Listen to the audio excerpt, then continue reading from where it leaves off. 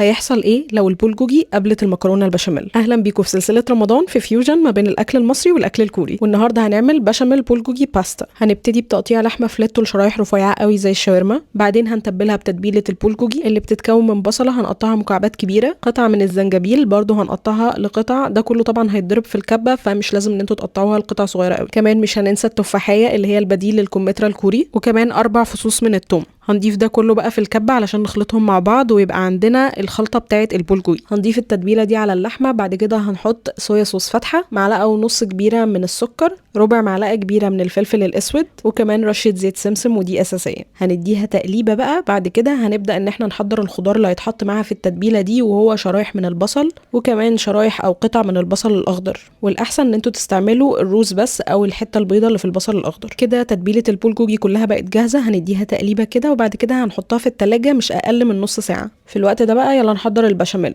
هضيف معلقتين كبار من الزبده اول ما يسيحوا، وهضيف 3 معالق كبيره من الدقيق، هقلبهم مع بعض شويه كده، وبعد كده هبدا ان انا انزل عليهم بالحليب او اللبن. اول ما البشاميل يبقى جاهز معانا هضيف عليه صويا صوص بدل الملح، بس ممكن تستخدموا ملح عادي، وكمان بشره من جوز الطيب. بعد ما اخلص البشاميل يلا بينا نسلق المكرونه. طبعا هنسلقها في ميه بملح، واوعوا تحطوا زيت. والمكرونه بتتسلق بقى هنبدا ان احنا نشوح لحمه البولجوجي ونسويها، وبكده بقت كل اركان المكرونه البشاميل بقت جاهزه. نحط بقى شويه بشاميل كده على المكرونه اللي استوت ونقلبهم مع بعض كويس قوي. نحط الجمال ده بقى نبدا نرصه في الصينيه بتاعتنا، طبقه مكرونه حلوه كده. بعد كده هنحط عليها طبقه البولجوجي او اللحمه الكوريه. بعد ما نخلص طبقه اللحمه اللي في النص هننزل تاني بطبقه من المكرونه، واخر حاجه طبعا هنضيف البشاميل من فوق. اوبا، شايفين الجمال ده؟ بجد المنظر ده يجوع اي حد اصلا. فاكريننا خلصنا ولا ايه؟ هنبدا بقى نحط شويه جبنه تشيدر وجبنه موتزاريلا، والحاجه اللي هتوديها في حته تانية خالص هو بقسماط البانكو على الوش. ويلا بينا على الفرن.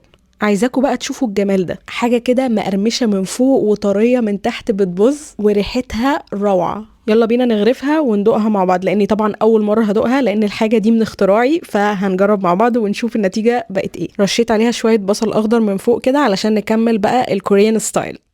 بسم الله. جماعة هو ايه اللي بيحصل ده؟ انا شكلي عملت عظمة ولا ايه؟ القرمشة بتاعت البانكو من فوق مع الكريمينس بتاعت المكرونة وطعم البولجوجي، انا ما كنتش متخيلة ان كله هيبقى ماشي مع بعضه قوي كده وهيبقى طعمه تحفة كده. فانصحكم تضيفوها لاختراعات رمضان، واستنوا مني وصفات جديدة وغريبة جدا في رمضان. ولو عندكم اي افكار تانية لمزيج ما بين الاكل المصري والاكل الاسيوي فقولولي في الكومنتس.